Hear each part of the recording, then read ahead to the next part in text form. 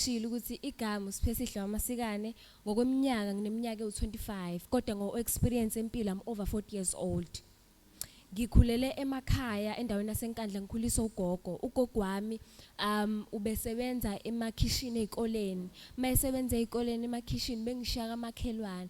You know kubhlungu ukukhula kubengekho abazali noma kubhlungu ukukhula ungalazi uthando la mama, ungalazi uthando la baba, ukhuliswa ugogo. Abanye abantu abanye ogogo badala nkosama azizona zonke izinto ongakwazi ukuzikhuluma nabo. Ezinye izinto ngekwazi ukuyishare nabo. So mina ekukhuleni kwami ngakhula nga-experience rejection, ngakhula ngibhulisha esikoleni, ngishawa ingane ngiyi-punching bag. Ngileyo ngane nje odelelekile, ngileyo ngane eyibone ngathi I deserve ukuthandwa, I deserve ukuba nezinto ezinhle. Ngingane engalazi uthando, yabo. Ngakhula nge-rape, I was raped not once, not twice. Kaningi ngikhula ngireshwa.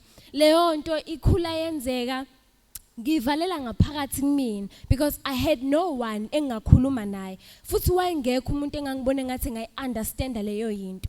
Ngakhula ngingane ebitter, ngakhula ngingane ne-anger because I was angry ukuthi ngimncane ngi-experience izinto ezingaka. Fanele ngabe uma wami ukhona la for mina but uma wami uyaphila kodwa akekho for mina, yabo.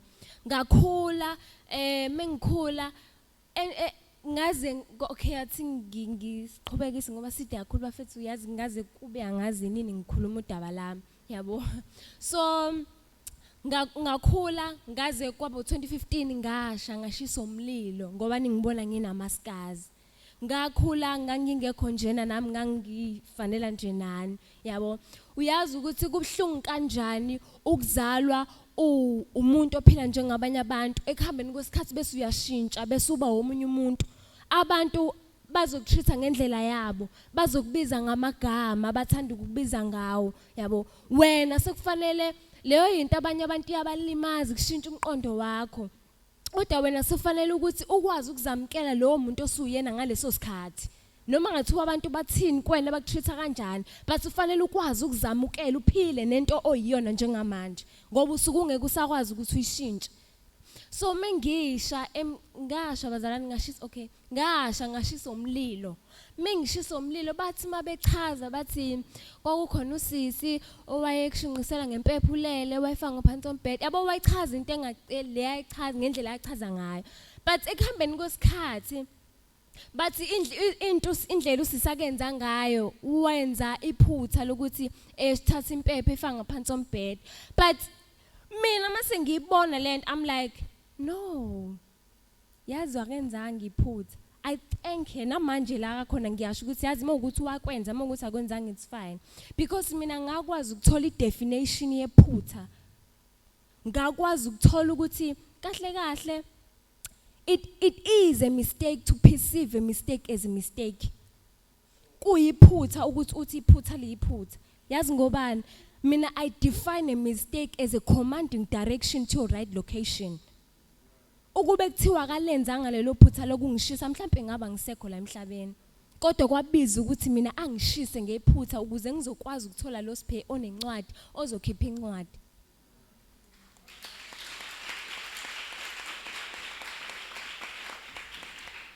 That is why encwadini nami ngibhala ukuthi my scars were too late. Mhlawumbe nizothi amaskars akabelesi kanjani manje. Mina ngazalwa ngathi ngizalwa ngaba namascars.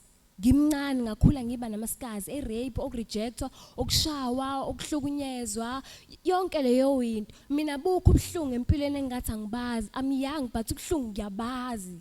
Abukho uhlobo lobhlungu engingabazi empilweni, yabo. Ingakho ngathi sekufika lencwadi ngathi indeed my scars were too late. Uma ecabanga ukuthi azoqeda ngempilo yami manje ngavele ngathi ngifika ngase nginamaskazi. Omunye abuza ukuthi what do you mean mawuthi a rejected nurse with prescribed medication? Umkhulu wami engakadlula emhlabeni wayehleze ethi kumina wena ngifuna ukufundisa ube unesi kusasa. Ngifuna ukuthi ube unesi wakusasa. Ngafunda ngaqeda isikole nga-applyela i-nursing. Ngashodelwa ama-points, yabo. Nganga-understand ngatshela ugogo wami yamlimaza leyo yinto ugogo ukuthi hayibo wena kwathi uzoba unesi. Umkhulu before ashone washiya umyalezo ukuthi nitshela uSiphe ukuthi ngathi ngifuna ukuthi abe unesi until ngize ngiunderstand ukuthi hayibo Umkhulu wayengasho ukuthi ngizoboneswa sesibhedlela ngoba ngangengikwazi ukusebenza esibhedlela mina Nkosi yami ngisensitive. But wayeqonda ukuthi ngizobonesa ozolapha imphefumulo hayi inyama.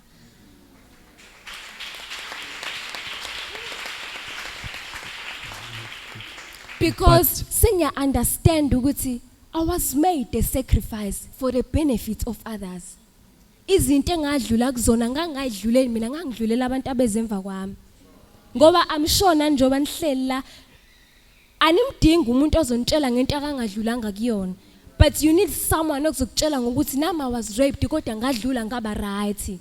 Ngasizwa yini? Mhlawumbe umunye mengangibuza ukuthi kukho konke osekwenzakalile kuwena. Yini eyakusiza? Wakwazi ukuqhubeka. Ingoba ngabamba ukuthi encwadini yami khona iquote ethi empilweni there is always a price to pay. You wanna be a nurse, you wanna be a doctor, you wanna be something, kune price kumele uyikhokhe. Before ufike lapho kune bridge kumele udlule kulona lobhlungu uzoba yilento ofuna ukuba yiyona. Yes, so just to add, siyabonga kakhulu sacela simshayeleni izandla for such a powerful testimony. Amen. So just to add on to what you said, in 3 words, amagama amathathu kuphela. What characteristics does a woman need to build a nation? Amagama amathathu kuphela. Ama characteristics omuntu wesifazane ukuthi akhe isizwe. 3. Aw 3 nje. 3. How mancane?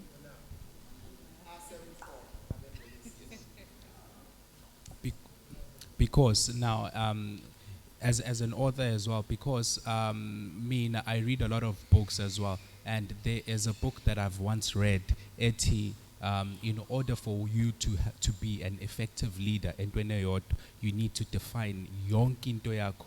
Even if you are doing a speech, define it into 3 paragraphs, into 3 cycles, and into 3. Everything is into 3. It's God the Father, God the Son, God the Holy Spirit. So 3 nje. Cha nginomfundisi wami la ngizwa amandla. So just 3, if you had to just summarize it into just 3. Okay, bese ngiyaxolisa ukulokhuza yeso. Ucela ungiphinde imibuzo yakho. Yes. Okay. Yes, okay, ngingawuphinda umbuzo. 3 characteristics that a female needs to build a nation.